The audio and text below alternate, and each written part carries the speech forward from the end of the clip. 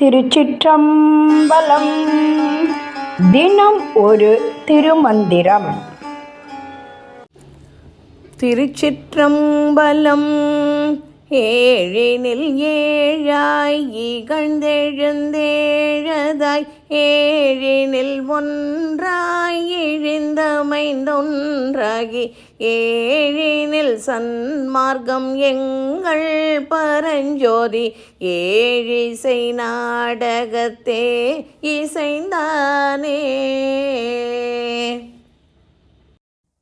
திருச்சிற்றம்பலம். ஏழினில் ஏழாய் இகழ்ந்தெழுந்து ஏழதாய் என்று தொடங்கும் பாடலை இப்பொழுது கண்டு கழிக்கலாம்.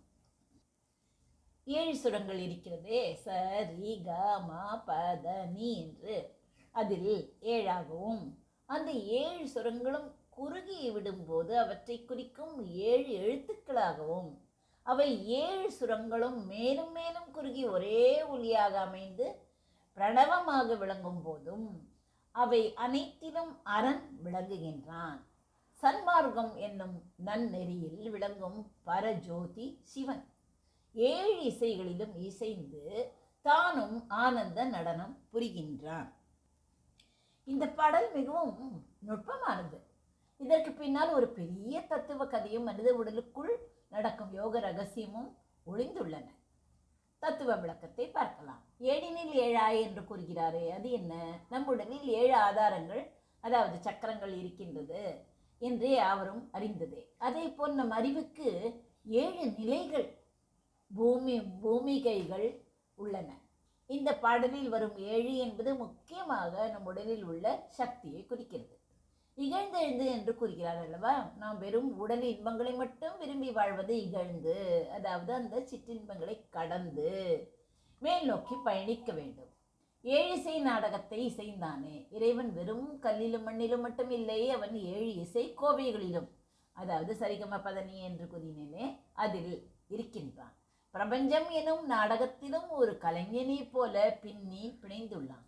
இதற்கு பின்னால் ஒரு கதை இருக்கிறது. அதாவது நேரடியாக இதற்கு ஒரு புராண கதை இல்லாமல் இருந்தாலும் ஒரு கதையை நாம் இப்பொழுது பார்க்கலாம்.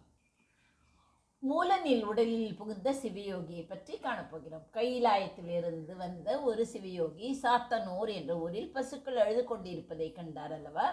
அவற்றின் மேய்ப்பனான மூலன் இறந்து கிடந்தான். பசுக்களின் துயரம் தாழாமல் அந்த துருவி என்ன செய்தார்? தன் கூட்டினை விட்டு பிரிந்து மூலனின் உடலுக்குள் புகுந்தார். அதாவது பரகாய பிரவேசம் செய்தார் என்று பார்த்தோம்.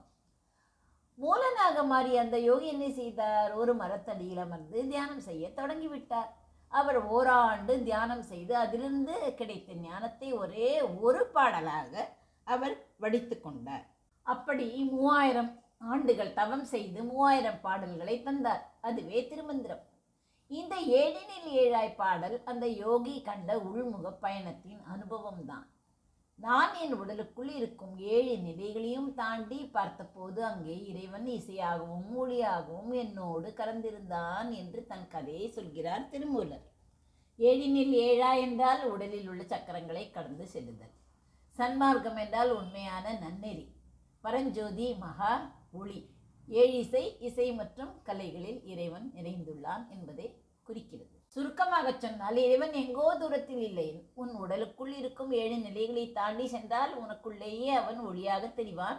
அவன் இந்த பிரபஞ்ச நாடகத்தை இசையோடு நடத்தி கொண்டிருக்கிறான். ஏழினில் ஏழாய் இகழ்ந்தெழுந்து ஏழதாய் ஏழினில் ஒன்றாய் இழிந்து அமைந்து ஒன்றாகி ஏழினில் சன்மார்க்கம் எங்கள் பரஞ்சோதி 7 இசை நாடகத்தை இசைந்தானே. நன்றி, வணக்கம். உமா பாலசுப்ரமணியன்.